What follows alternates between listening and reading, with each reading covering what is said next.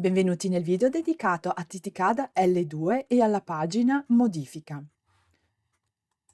Entro, seleziono come esempio un corpetto base di tipo B, vado a selezionare ad esempio il modello 06, doppio clic, entro nella pagina Misure. Questo video è dedicato alla pagina Modifica parti. TTCAD L2 è potentissimo, nel senso che vi dà tantissime possibilità nel modificare le parti, però bisogna prestare attenzione ad una regola. Se volessi modificare il giro-collo del davanti, ad esempio abbassandolo, vado appunto in modifica parti, qui dove c'è scritto parti da visualizzare, vado a cliccare sulla freccetta, mi si apre questa tendina, devo selezionare parti base originali. Alla mia sinistra è comparso un davanti e un dietro. Come esempio voglio abbassare il giro-collo del davanti. Seleziono il davanti, qui nella finestra grafica mi vengono già presentati il davanti senza modifiche e il davanti con le modifiche. Vuol dire che quello che è stato proposto come modello è già stato modificato. Io voglio ulteriormente modificare il giro-collo, abbassare la lettera A. Vado in modifica forma parte selezionata. Vado a disabilitare mostra quote così il disegno risulta più pulito. Qui vedo già che il modello che ho presentato, quindi il modello 06, ha già subito delle modifiche, sia nel girocollo che sull'incavo. Vorrei modificare ulteriormente il girocollo, abbassare la lettera A, quindi vado a selezionare la linea AI, qui in alto dove c'è scritto punto A con la freccia, vado con il doppio meno verso il basso, ad esempio così, faccio conferma, qui vedo la modifica che ho appena fatto, vado di nuovo a selezionare parti in stampa perché le parti in stampa sono le parti che dovrò stampare, quindi quelle finali, mentre per facilitarvi il compito non sono state messe tutte le parti che servono per arrivare a questo punto, per non creare confusione, però avete la possibilità di modificarle, ma molto importante è modificarle sulle parti, come vi ho fatto vedere, originali. Ora vado a vedere il davanti.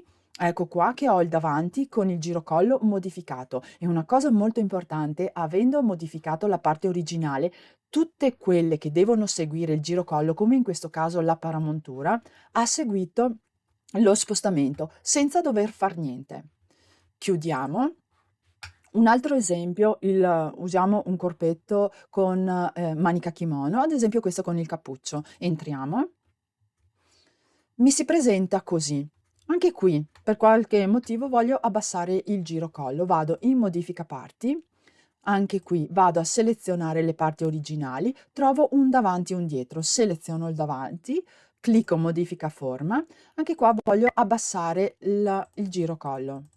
Attenzione, potrei anche spostare la lettera B, però se vado a spostare la lettera B dovete ricordarvi di fare la stessa identica modifica anche sul dietro, perché quando le parti poi vanno unite, cucite assieme, bisogna apportare le stesse identiche modifiche, mentre nel girocollo davanti è una cosa indipendente con tutto il resto del dietro, perciò lo posso fare. Conferma. Qui vedo la modifica che ho appena effettuato, vado in parte in stampa, vado in davanti e vedo il girocollo che è modificato. Ho anche la paramontura del davanti che ha seguito la modifica che ho eseguito e soprattutto anche il cappuccio ha seguito la modifica. Un altro esempio, seleziono il corpetto con le riprese di tipo C e vado a selezionare il modello 03. Qui vedo che ho un davanti, un dietro e la manica, vado sempre in modifica parti, seleziono il davanti, vedo già nella finestra grafica in questo caso che mi presenta un davanti originale e il davanti modificato, però anche in questo caso vado nelle parti originali. Anche se hanno una forma diversa rispetto alla parte finale, vado a lavorare in questa parte qui. Ad esempio anche in questo caso vado a selezionare la retta AN e mi abbasso del punto A. Conferma. Ecco qua che vedo la modifica, seleziono di nuovo parti in stampa e ecco qua che mi fa vedere il girocollo modificato. La manica, se volessi modificare ad esempio il fondo della manica, nelle parti originali non trovo la voce manica, non trovo la parte della manica, perciò devo andare a selezionarla qui, dove sono nella lista parti disponibili, vado in modifica forma, seleziono, ad esempio, voglio allargare il fondo di 5 centimetri e lo voglio portare in alto di 4. La stessa identica cosa sull'F, 5 e 4. Se volessi dare questa forma alla manica la devo fare in questo modo, poi faccio conferma e mi trovo nella finestra grafica la parte originale di partenza e la parte modificata. Perciò la regola generale è questa: quando devo andare a modificare una parte, devo entrare in parti originali, vedere l'elenco di cosa si tratta e se dovessi andare a modificare, come in questo caso, un davanti, devo modificarlo qui. Mentre, come vi ho fatto vedere la manica che non la trovo nelle parti originali, allora la seleziono e vado direttamente a modificarla con modifica forma in questo modo. Nella descrizione di questo video c'è anche un link per l'abbassamento della vita dei pantaloni e delle gonne, molto importante anche quello perché parlo della parte originale.